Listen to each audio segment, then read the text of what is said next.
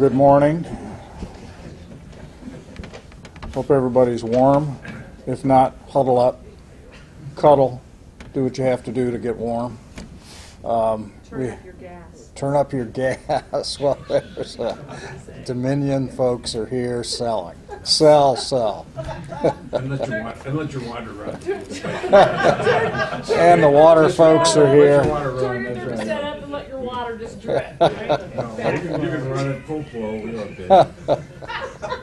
Well, let's start with our guests here from Dominion. Peggy and Todd, come up and talk to us about the next phase of your gas line replacement. All righty. Thank you, sir. All right. I'm going to get to this map. And I told you earlier, the first press conference we did when I had crayons, and Ty would get really upset with crayons. We have graduated from crayons to Google Earth. And so our hope is that sometime in the next 25 years, the scope of this project, that we might actually project it. That's our goal. But I'll get to this in a second. I just want to talk about real quickly where we are with projects that we're currently working on, and then where we're going in the next week or so, and then in the next month or so. Project 543, which is Woodward and Ritchie, and 298, which is Bryce Avenue. Those projects are, the lines are energized, the customers are connected, and we are in the process of abandoning the existing main line, the retired main line. Hard surface restoration is done, and soft surface restoration, which for residential customers means yards, we'll get to that when the weather breaks. We have Project 520, which is Wendell and Glenwood, is in construction at this time. We anticipate that that will go through the end of March, and that's about 400 customers in that area. Starting this Friday will be Project 1014 and 1015, and that's what this project reflects. And you guys, media folks, if you want to come up and look, but this is Glenwood to Fernwood. This is the Coop Road down here. That's the farm fields at Coop Road. So that kind of gives you an idea if you're looking at those circles. We'll be starting that project closer to the Beer Barrel Market Fernwood Merritt will be first, and then they'll come back. So that's a broad spectrum of neighborhoods there. 466 customers, and we anticipate that this will be done in May. We will also be starting in February Project 506, which is Kibbe, Greenlawn, and Atlantic. About 100 customers in that area. We anticipate that that will take 3 months. And then maybe in March or April we will be starting Project 613, which is Hazel and Metcalf, which is it's a small project by our project standards, given the size of most of these projects. You want to step back and describe the large project for reminding folks what's involved here and what then they can expect in their yards and the activity in the neighborhoods? Yeah, what we have been doing primarily in Lima has been, the city of Lima has probably been, will be the largest project that we have. For Ty is the project manager for all of this, but we are going through and replacing all of our old bare pipe and anything that was pre-1970 maybe. 59, and we have some pipe that dates back to the 1800s, so we're replacing all the old bare steel pipe, cast iron, wrought iron, anything else we had, and anything that's not newer, either protected or plastic. And we are moving from a low pressure system in the city of Lima, for the most part, to a medium pressure system, which means we are pulling meters out of basements and taking them outside. Access to meters is very important for us, and it's good for customers for us to be able to inspect and see our meters and not have to gain access. Well, we don't know if they're having problems. Sometimes they don't know if they're having problems. So getting meters outside, coordinating that with customers is a very big deal. And we ask people to pay attention to any kind of correspondence they're getting from us. We have a thing, we range in order from letters that come ahead of time to door hangers. There's usually a step-by-step some kind of communication from us letting us know what we need them to do for us. We have been very lucky, I would say, wouldn't you say, Ty, in the city so far. We've had very limited number of folks that we've had a hard time getting access to, and I tell him sometimes in comparison to our sister company in Cleveland, because we're a smaller community, it's a lot easier for us to get a hold of people who know somebody who knows somebody, and we work those connections to get a hold of someone to get access to the house. But we have been trying to, for customers, do minimal trenching. We've done a lot of boring of service lines as we replace people's service lines. So we're not doing a lot of what people fear the most is heaping yards and that sort of stuff. We do a lot of directional boring in everything that we do, whether it's main line installing or service line replacement. So I will remind everybody, I'll keep saying this till someday it's second nature, but all of our folks, contractors and employees, have these badges. There may be a time that they need to have access to your home. Obviously, if you have an indoor meter, we need to get into your house at some point. When we re-energize these lines, we have to go in and relight, and there are certain times in these projects that we need access to houses, and we still ask people to be cautious. You just don't give just anybody access to your house. Ask questions, ask to see ID, make phone calls if need be. We're okay with that. Because we know that this is cumbersome when we're kind of simultaneously managing several thousand customers at one time. So it's not always smooth, but we try to keep it as smooth as we can. Is this the third year? Yes. Yeah. Of how many years? Started at 25, but we think, 20? Accelerated 20. 20 years of Ty and I will not be here. when you finish. No. And if folks need a contact number? They can always call the 1-800-877-4715 is the 800 number that goes into Cleveland. You can always, I tell folks, feel free to call my office number at 419-226-4866. I'm okay with that. We work them as we get them. It's just easier that way. So Okay. that's it. Very Thank good. you very much. Thank you. It's a lot of money being spent here in our community to renew this basic infrastructure, and 14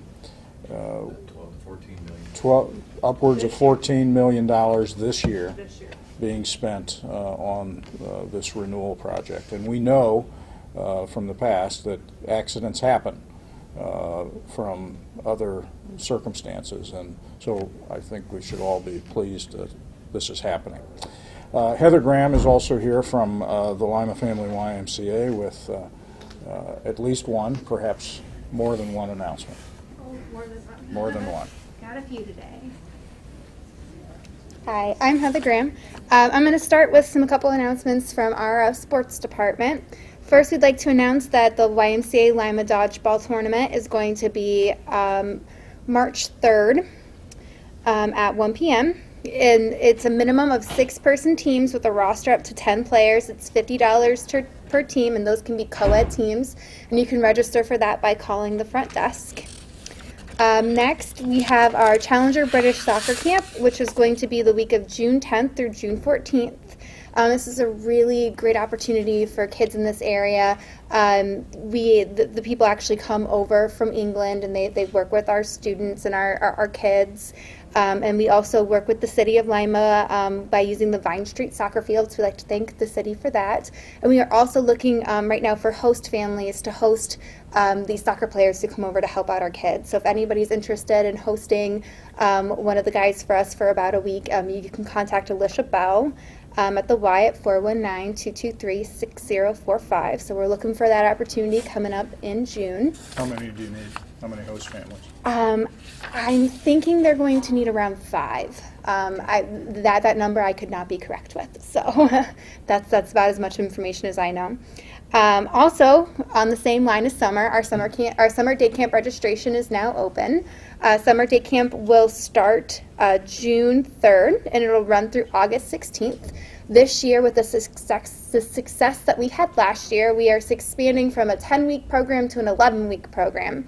It is from 9 in the morning until 4 in the afternoon. We do offer before care, beforehand, and after care.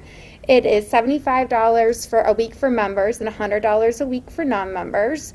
The kids get to go swimming every day. There are themes every week, from we're doing like mysteries and science themes to like art and music.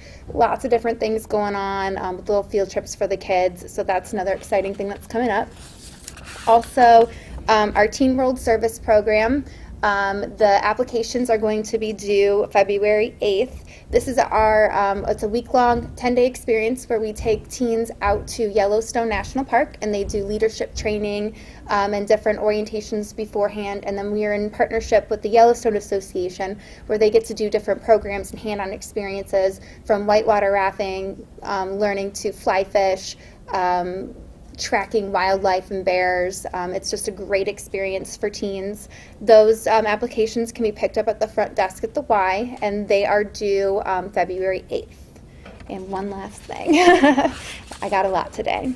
Our 5th annual Father-Daughter Dance is coming up on February 2nd. This is an opportunity for father figures of all kinds to take their daughters and just spend a great night with them.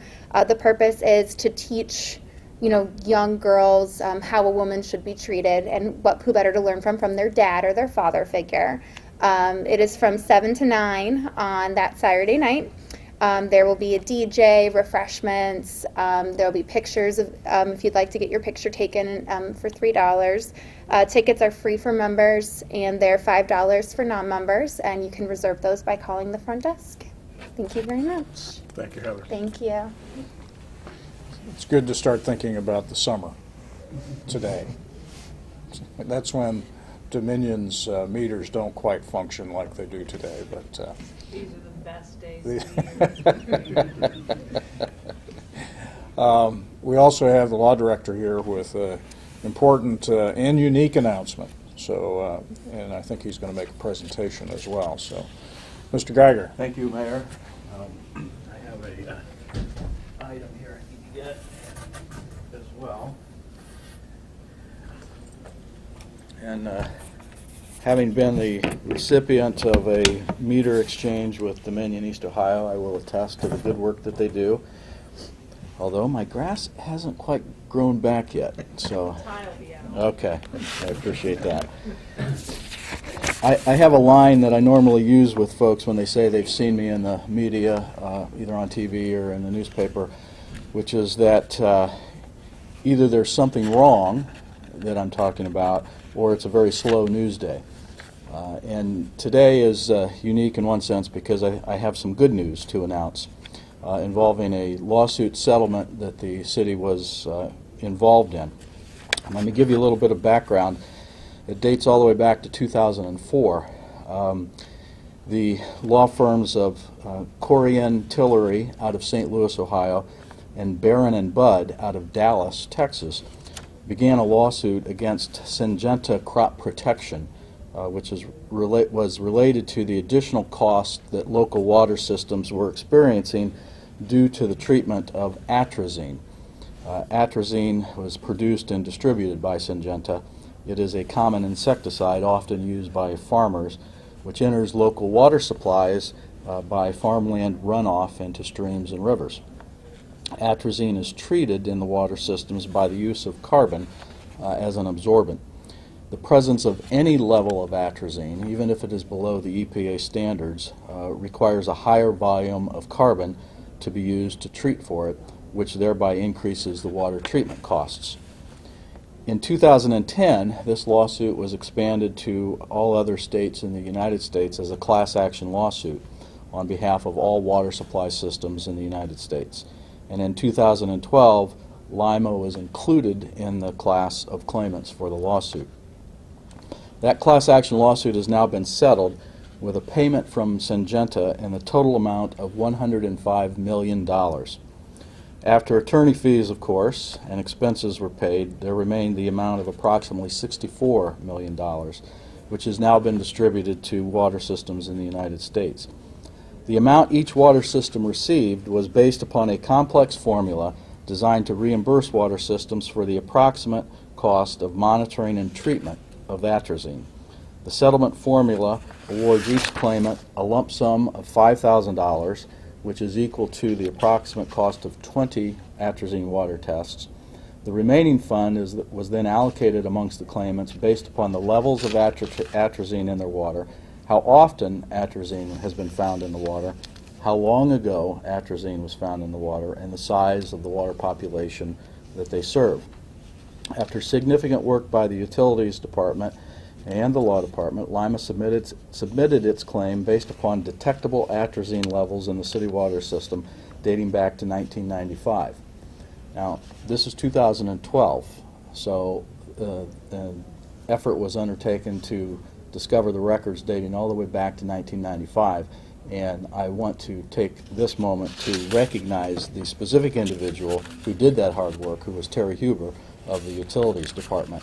And he, even though our buildings are probably a couple miles apart, I did hear grumbling about the prospect of having to dig through the records all the way back to 1995.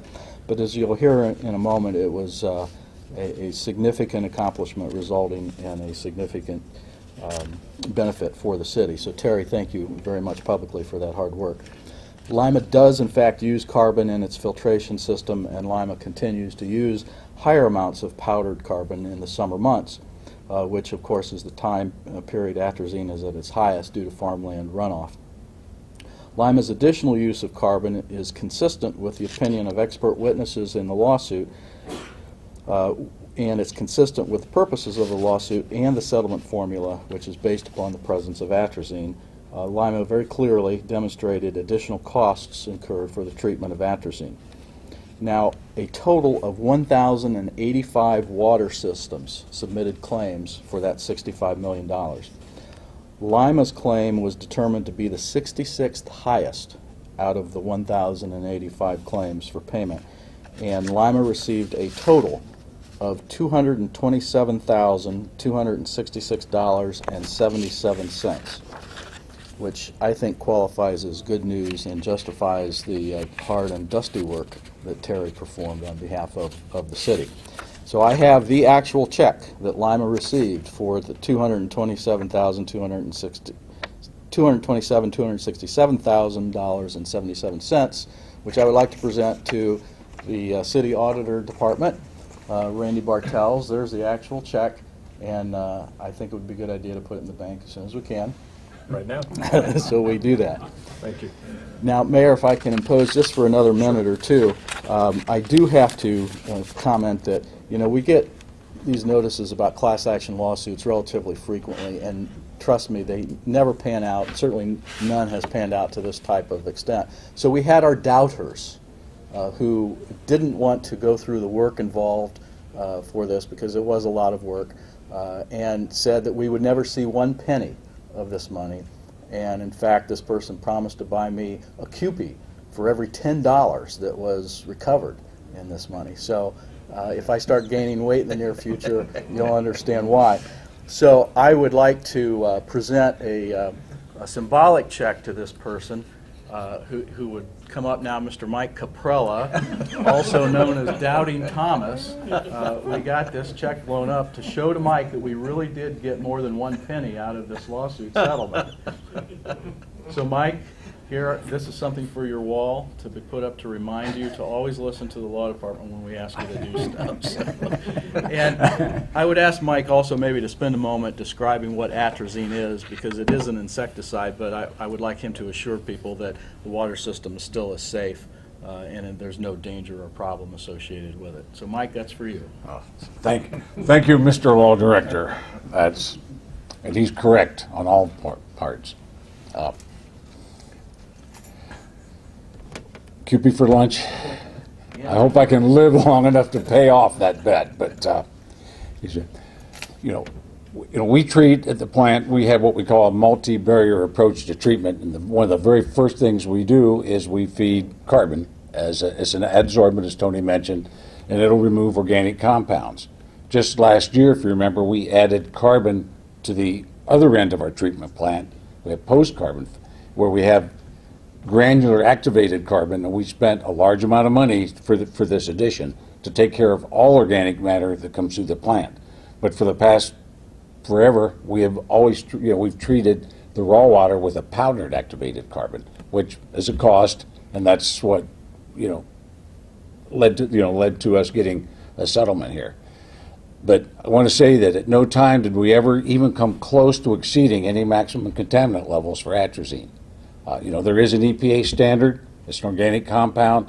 It's a pesticide that's used on crop, mostly for corn, I believe. Terry, isn't that correct? Being a farmer, also Terry's understands pesticides and herbicides, and it's fed onto the ground, and when it rains, some of it washes off into the stream, and we're a surface water plant, so we pump water out of the rivers into the reservoirs. So if it's in there, we have to treat for it, and we do. We treat with carbon. It removes it out of there, and I don't think we even got to 1/3 of the maximum contaminant level at any point in the past 25 years of records that we've looked at. So never at any point was there any danger to the community or any exceedance of any standards, or not even close to a standard. So, but Tony worked hard. He was very diligent, and what he said was was very true, because we see these all the time, and I was a doubting Thomas, and I will admit it.